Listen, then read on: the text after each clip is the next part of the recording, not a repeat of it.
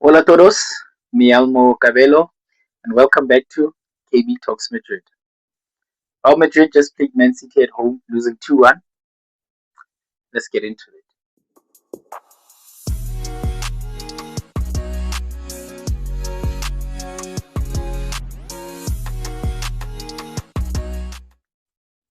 Hi guys, welcome back to the channel. Please do hit that subscribe and like button before we get to start today's video.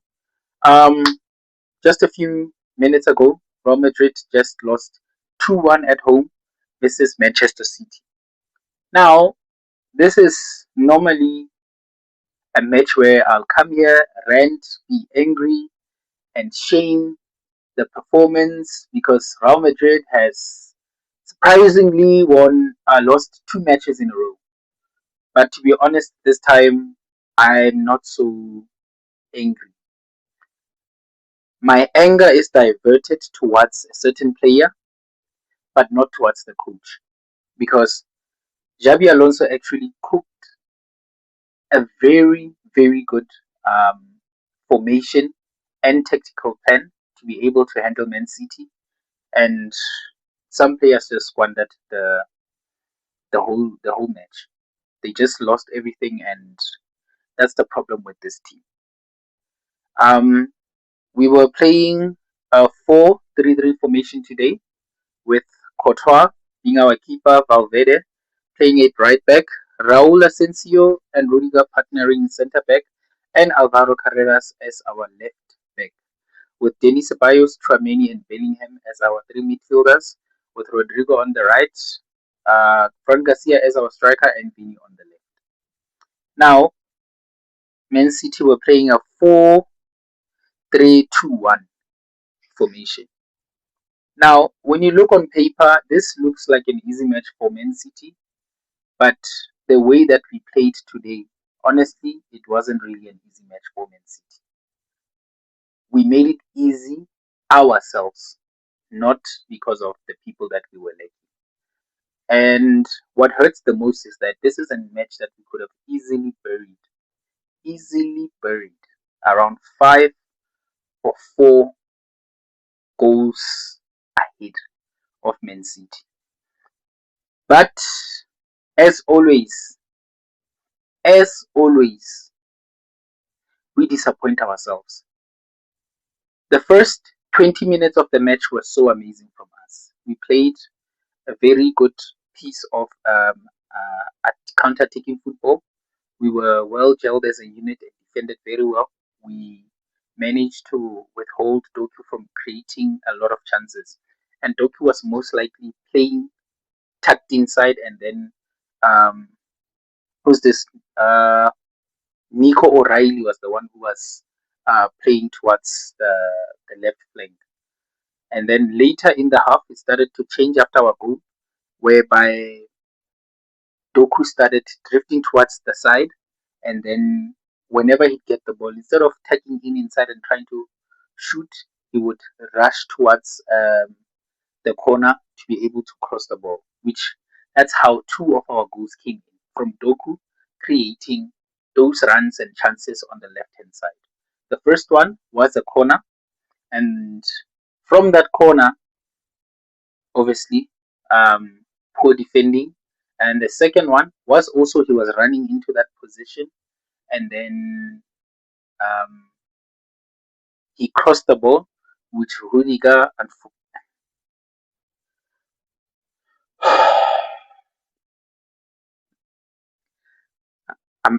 I'm going to talk about that one. He did what he did, Rudiger, and then eventually caused the penalty, and then they scored to go ahead. Let's talk about our first goal. First goal, beautiful goal. Beautiful, well worked goal. And personally, my man of the match in today's match, the guy who stood out and who was perfect all throughout, was Alvaro Carreras.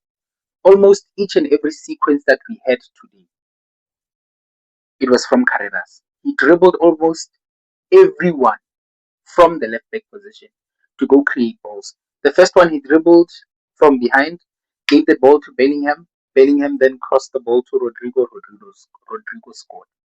Beautiful goal. There was also one where he also did the same, and it ended up with Bellingham chipping the ball over the post.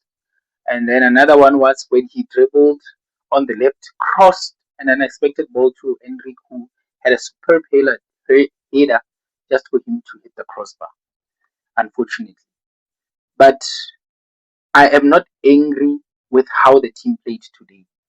How the team played all but one, and which is Vini Jr. I'm disgusted.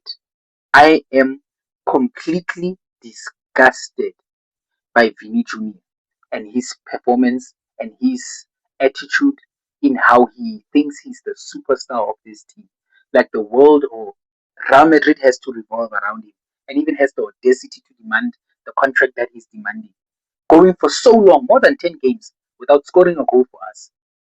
This is shameful. People used to criticize the likes of Cristiano, the likes of your Gareth Bale, the likes of your Benzema for going just 3 matches without scoring a goal. How can you be a Real Madrid headliner, a star player, and go on more than 10 games without scoring or doing anything? How many chances did Vini miss today? And I'm talking about clear chances. I'm not talking about chances that you can guess, man, it's a 50-50. He could have not. No. Vini had all the chances in the world and he flipping failed to bury any of them. The first one was from Rodrigo where he crossed. He chipped the ball so high over Donnarumma. Another one, there was one where they were crossing it to him. I don't remember what he did. There's another one where he headed the ball wide off post, crossed the ball incorrectly in the last minute. Vini was just terrible all throughout. And what bothered me the most with Vini is that he was not present in defense. He was not present in attack. You only saw him in the last 10 to 15 minutes of the match, where now everyone is pushing forth, and Man City were now starting to sit back. That's when you started to see him. How do you flipping have Doku outplaying the Ballon d'Or contender 2 seasons back in his own yard, in your own backyard? You have Doku, bro. I get that the boy is good. I get that he's good. But he's not Vini type of good, bro. He's not Vini type of good. Doku does not produce the kind of performances, no numbers that Vini can put up. But what did Vini do today? Decided he's not going to mark for the team. He's not going to show up, even in terms of hunger, just to show that I am here. I want to fight for the coach. I want to fight for these guys. Bellingham was running himself to the ground again, and that pisses me off every time. Because that's what Bellingham always has to do. He was complaining the whole match. He deserves better, honestly. He deserves better. Rudiger, you flipping retard.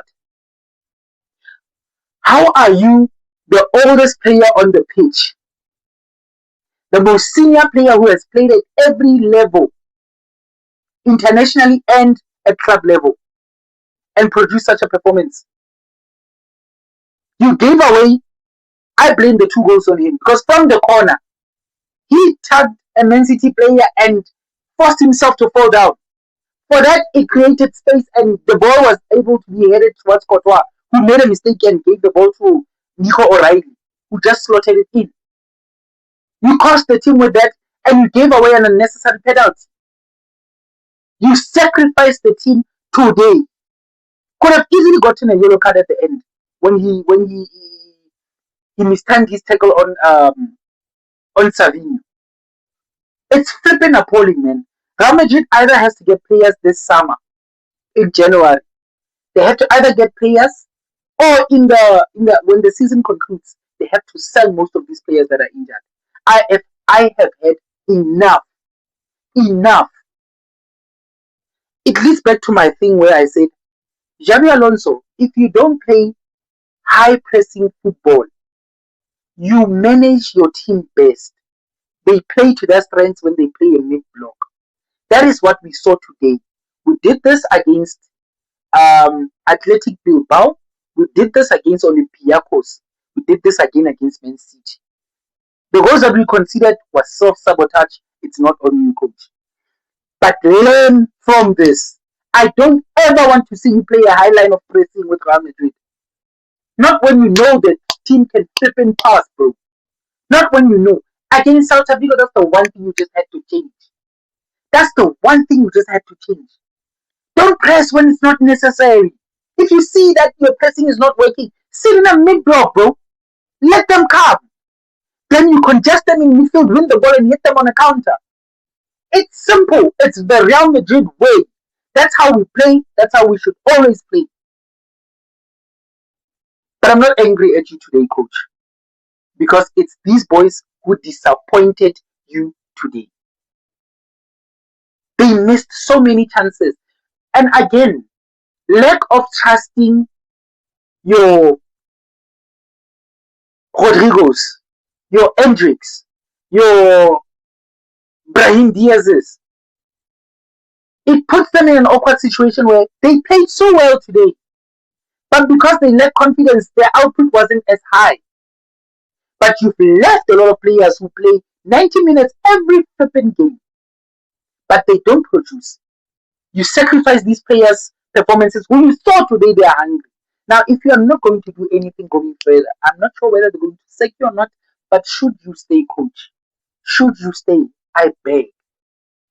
I flipping beg. Don't be scared to bench to bench your Mbappe's, your Vinis, more especially Vini. You saw Hendricks. Gonzalo, not as much, but in Rodrigo's goal, he was there, he was present. If Rodrigo had missed or crossed, he was there to tap it in. Give these guys more chances. They are hungry. Rodrigo even came to you when he scored and hugged you. Give these boys a chance because they deserve it. They showed today when you didn't have anyone. They fought for you more than anyone has ever fought for you this season. Now, if you're not going to reward them and whatsoever, hey, my guy, if you stay, when they sack you, I'm not going to be angry. But today, I think you have seen who your real players are. And they are not the ones that you've been building and trusting the whole season. Do like and subscribe, guys. Thank you so much for being here with us today. Today, I'm not angry because I managed to record this immediately after this match. Everyone was thinking that it's going to be such an embarrassing match. Man City were going to run rampage on us. We were able to contain them very well. Haaland hasn't scored in an open goal against us. He's always given such chances by these people.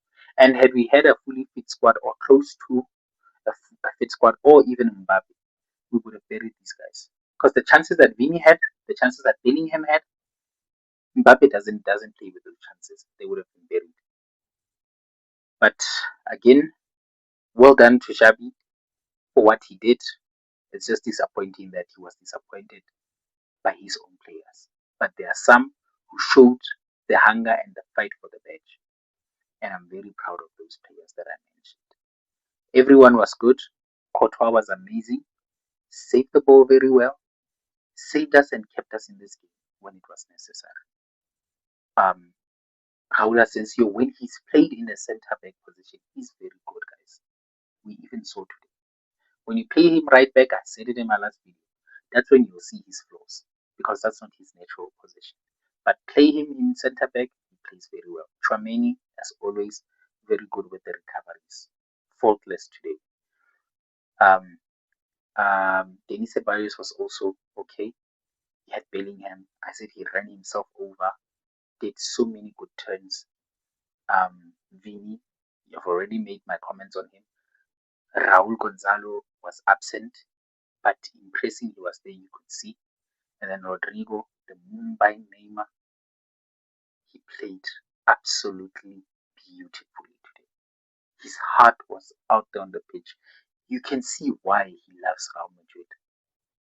It gave me nostalgia, bro, when I was watching Rodrigo cook Man City the way he cooked them. Because these are his girls, dog. These are who he goes on dates with and flunts. This is him, dog. Rodrigo, lights on, Champions League, Bernabeu, Man City. It's only one result, bro. Fortunately, the team didn't back him enough. When I say the team, I talk about FIFA. Yeah, that's all that I have to say in this video, guys. Please do go watch my previous videos where I analyzed so that most of these things also make sense, the references that I made in this video from the previous videos. And as always, Hala Madrid, Inaramas. See you guys on the next one. Ciao.